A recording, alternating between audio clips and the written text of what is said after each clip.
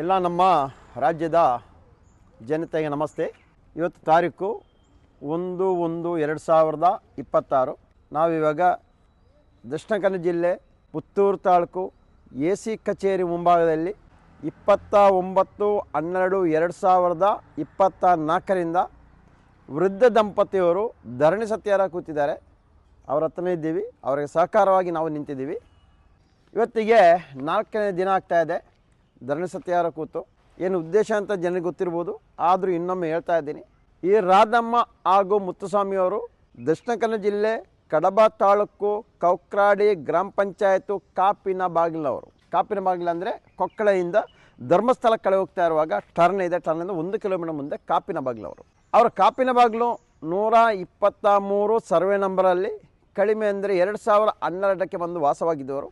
ಸರ್ಕಾರಿ ಭೂಮಿ ಅದು. ಇನ್ನೊಬ್ಬರು 100-150 ವರ್ಷದಿಂದ ವಾಸವಾಗಿದ್ದ ಮಲಕುಡಿಯ ಜನಾಂಗದವರಿಂದ ಇವರು ದುಡ್ಡು ಕೊಟ್ಟು ಪರ್ಚೇಸ್ ಮಾಡಿರೋದು. ಮಲಕುಡಿಯ ಜನಾಂಗದವರು ರಬ್ಬರ್ ಕೃಷಿ ಎಲ್ಲ ಮಾಡ್ಕೊಂಡಿದ್ರು. ಆನಂತರ ಇವರು ತೆಂಗು ಅಡಿಕೆನೆಲ್ಲ ನೆಟ್ಟು ಆ ಕೃಷಿ ಮಾಡಿಕೊಂಡು ತನ್ನ ಜೀವನವನ್ನು ಸಾಗಿಸ್ತಾಯಿದ್ರು. ಕೂಲಿ ಕೆಲಸ ಮಾಡಿ ಇವರು ಹೋಟ್ಲ ಕೆಲಸ ಮಾಡ್ಕೊಂಡಿದ್ರು. ಅಲ್ಲಿಂದ ಹಸು ಸಾಕಣೆ ಮಾಡ್ತಾಯಿದ್ರು, ಡೈರಿಗೆ ಹಾಲು ಕೊಡ್ತಾಯಿದ್ರು. ಆದರೆ ಪಂಚಾಯತ್ ಅವರು ಇವರಿಗೊಂದು ನೀರು ವ್ಯವಸ್ಥೆ ಮಾಡಿಕೊಡೋದಕ್ಕೆ, ಅಂದರೆ ಪಕ್ಕದಲ್ಲೇ ಅವರ ಜಮೀನು ಪಕ್ಕದಲ್ಲೇ ನೀರಿನ ಪೈಪ್ ಹಾಕಿದ್ದಾರೆ. ಅಲ್ಲಿಂದ ಒಂದು ಕುಡಿಯುವ ನೀರಿನ ವ್ಯವಸ್ಥೆ ಇವರಿಗೆ ಮಾಡಿಕೊಳ್ಳದೆ, ಅದು ಅಲ್ಲ ಹಸು ಪ್ರಾಣಿಗಳಿಗೆ ಆದರೂ ಸಾಕಲಿಕ್ಕೆ ಕೊಡಲಿಕ್ಕೆ ಆಗದೆ ಒಂದು 7-8 ಹಸುಗಳು ಸತ್ತು ಹೋಗಿದೆ. ಅಲ್ಲಿಂದ ಅವನ ಜೀವನಕ್ಕೂ ತುಂಬ ಕಷ್ಟ ಆಗಿದೆ. ಇದರ ಮಧ್ಯದಲ್ಲಿ 2000ರಿಂದಲೇ ಒಂದು ಮನೆ ಕಟ್ಟಲಿಕ್ಕೆ ಪ್ರಾರಂಭ ಮಾಡಿದರು. 2021ಕ್ಕೆ ಮನೆ ಕಟ್ಟಿ ಪೂರ್ಣ ಆಗಿದೆ. ಆ ಸಂದರ್ಭದಲ್ಲಿ ಪಂಚಾಯತ್ ಅವರಿಗೆ ಇದಕ್ಕೊಂದು 94C ಅಡಿಯಲ್ಲಿ ನನಗೆ ಹಕ್ಕುಪತ್ರ ಕೊಡಿ ಅಂತ ಒಂದು ಮನವಿಯನ್ನು ಮಾಡಿದ್ದಾರೆ. ಆ ಮನವಿ ಮಾಡಿದರೆ ನೀವು 2015ರ ಹಿಂದಕ್ಕೆ ನೀವು ವಾಸವಾಗಿರೋದಿಲ್ಲ, ಕಾನೂನು ಚೌಕಟ್ಟಲ್ಲಿ 2015ರ ಹಿಂದಕ್ಕೆ ವಾಸವಾಗಿರಬೇಕು, ಆದರೆ ಮಾತ್ರ ನಿಮಗೆ 94C ಅಡಿಯಲ್ಲಿ ಹಕ್ಕುಪತ್ರ ಕೊಡ್ಬೋದು ಎಂಬುದು ಹಿಂಬರವನ್ನು ಕಡಬ ತಹಸೀಲ್ದಾರ್ ಕೊಟ್ಟಿದ್ದಾರೆ. ಎಲ್ಲ ದಾಖಲೆ ಇದೆ, ಪ್ರತಿಯೊಂದು ದಾಖಲೆ ಇದೆ. ಉಳಿದವರಿಗೆಲ್ಲ 2015ರ ನಂತರ ವಾಸ ಆದವರಿಗೆ ಎಷ್ಟೋ ಜನಕ್ಕೆ ಕೊಟ್ಟಿದ್ದಾರೆ ಹಕ್ಕುಪತ್ರ. ಅದು ಕೊಡಲಿ, ಎಲ್ಲ ಚೆನ್ನಾಗಿರಲಿ. ಅದೇ ರೀತಿಯಲ್ಲಿ ಈ ಒಂದು ವೃದ್ಧ ದಂಪತಿಗಳಿಗೂ ಕೊಡ್ಬೋದಿತ್ತಲ್ಲ. ಯಾರಿಗೋಸ್ಕರ ಏನೋ ಸರ್ಕಾರದ ಏನೋ ಆಸ್ತಿಯನ್ನು ಕಳ್ಕೊಳ್ತಾ ಇದ್ದೀವಿ ಅವತ್ತು, ಇಲ್ಲ ನಿಮ್ಮ ಏನಾದ್ರು ಕೊಟ್ಟರೆ ನಿಮ್ಮ ಮನೆ ಆಸ್ತಿಯನ್ನು ಕಳ್ಕೊಳ್ತಾ ಇದ್ದೀವಿ ಅವತ್ತು. ಒಂದು ಕಡೆ ಹೇಳ್ತಾ ಇದ್ದಾರೆ 123 ಸರ್ವೆ ನಂಬರಲ್ಲಿ RTC ತೋರಿಸ್ತೇನೆ ಎಷ್ಟು ಎಕರೆ ಭೂಮಿ ಇದೆ ಅಂತ ನೋಡಿ. ಇಲ್ಲಿ ಸರಿಯಾಗಿ ನೋಡಿ, 123 ಸರ್ವೆ ನಂಬರು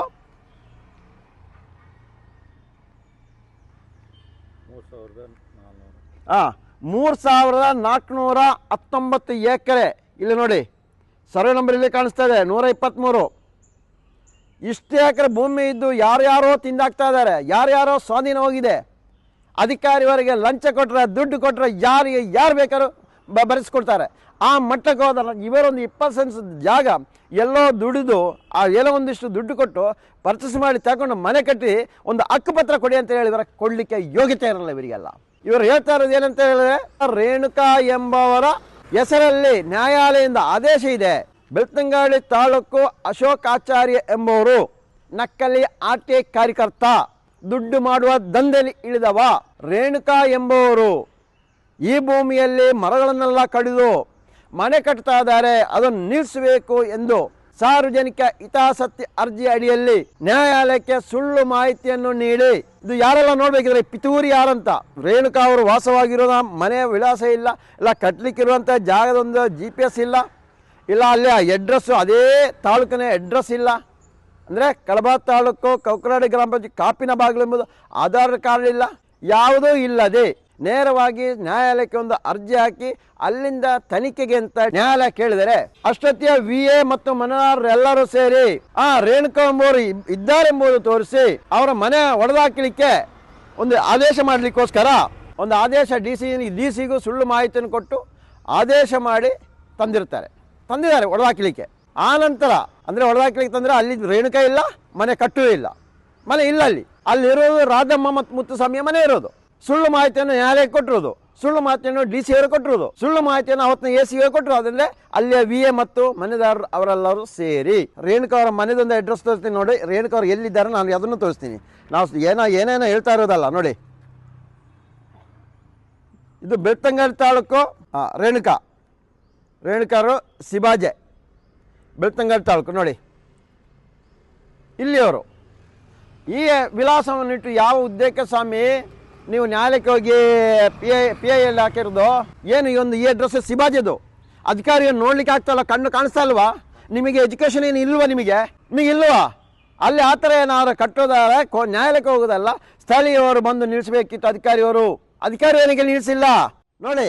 ಅಲ್ಲಿಂದ ಎಷ್ಟು 13/11/2024 ಕಡಬ ತಹಸೀಲ್ದಾರ್ ಹಾಗೂ ಅವರ ತಂಡದವರು ರೇಣುಕಾರ ಮನೆಯನ್ನು ಹೊಡೆದಾಕ್ಬೇಕಂತ ಬಂದು ಹೊಡೆದಾಕಿರೋದು ವೃದ್ಧ ದಂಪತಿಯ ರಾಧಮ್ಮ ಮತ್ತು ಮುತ್ತುಸ್ವಾಮಿಯ ಮನೆ.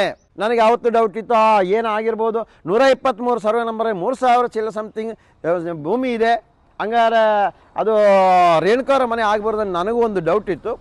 ಆ ನಂತರ ಮುಂದಿನ ದಿನಗಳಲ್ಲಿ ನಾನೇ ಮೆಸ್ಕಾಂ ಅಧಿಕಾರಿಯವರು ಬಂದು ಮನೆ ಡೆವಲಪ್ ಮಾಡುವ ವಿದ್ಯುತ್ ಸಂಪರ್ಕ ಕಟ್ ಮಾಡಿರೋದು.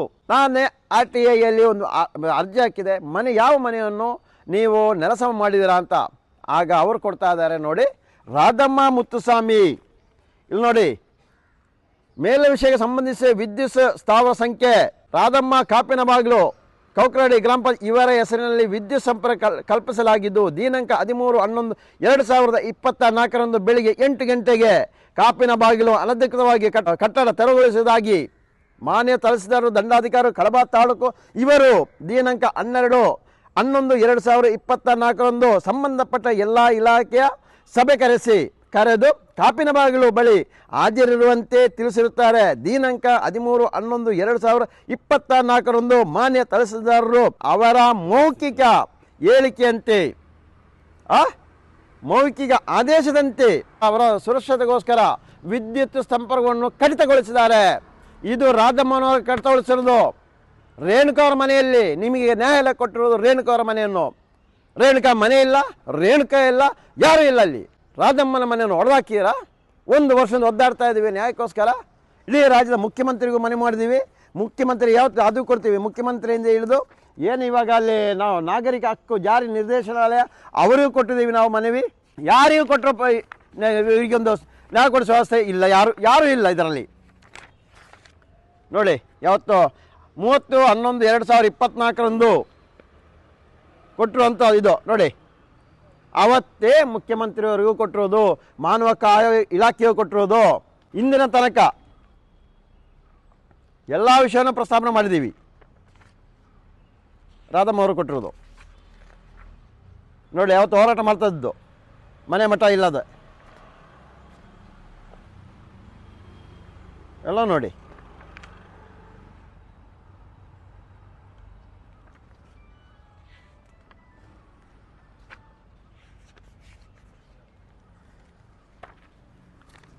ನಾವು 1 ವರ್ಷದಿಂದ ಹೋರಾಟ ಮಾಡಿ ಕೇಳಿ ಸಾಕಾಯಿತು. ಕೊನೆಗೆ ಧರಣಿ ಸತ್ಯಾಗ್ರಹವನ್ನು ಪುತ್ತೂರು AC ಕಚೇರಿ ಮುಂದೆ ಕೂರ್ತೀವಿ ಅಂತೇಳಿ 20/11/2024 AC ಅವರಿಗೆ ಮನವಿ ಮಾಡಿದ್ದೀವಿ.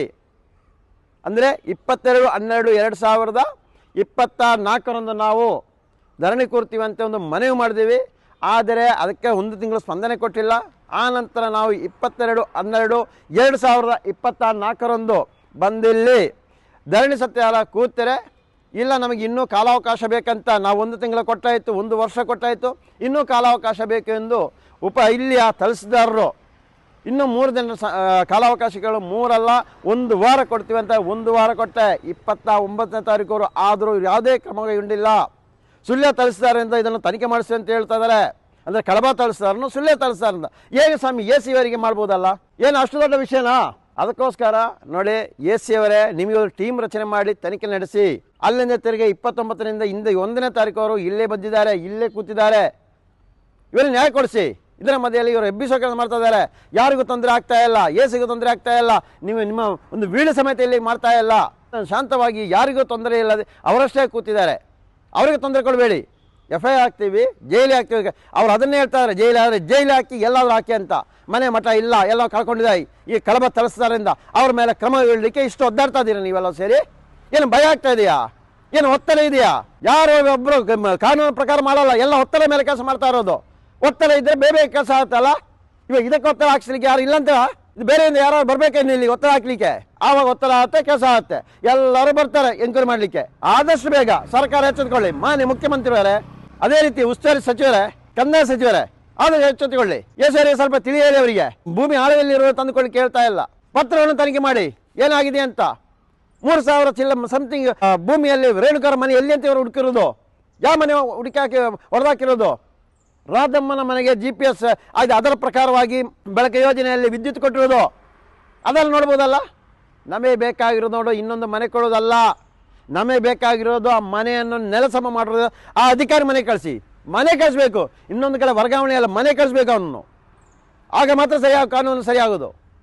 ಕಾನೂನು ಚೌಕಲ್ಲಿ ಶಿಕ್ಷೆ ಕೊಡಿಸಿ ಅವರಿಗೆ. ಇದು ಹೊರತು ನೀವು ಮಲ್ಕೊಳ್ಳಿ, ನಾವು ಏನು ಬೇಕಾದ್ರೆ ಮಾಡ್ತೀವಿ ಅಂತ ಯಾರಾದರೂ ತಾಯಿ ಹೊಟ್ಟೆಗೆ ಹುಟ್ಟಿದವರು ಇದ್ದರೆ ಈ ವೃದ್ಧ ದಂಪತಿಯರಿಗೆ ನ್ಯಾಯ ಕೊಡಿಸಿ. ಅದು ಮಾಡಿ. ನೀವು ಎಲ್ಲರೂ ಸ್ವಾರ್ಥ ಅಲ್ಲ ನೋಡಬೇಕಾಗಿರೋದು. ಸ್ವಾರ್ಥ ನೋಡ್ಕೊಂಡು ಬೇಡಿ, ಬಡವರಿಗೆ ನ್ಯಾಯ ಕೊಡಿಸೋ ಕೆಲಸ ಮಾಡಿದ್ದೆ. ಈ ಮೂಲಕ ಕರ್ನಾಟಕ ರಾಜ್ಯದ ಪ್ರತಿಯೊಬ್ಬರಿಗೂ ನಾನು ವಿನಂತಿಸಿಕೊಳ್ತಾ ಇದ್ದೀನಿ.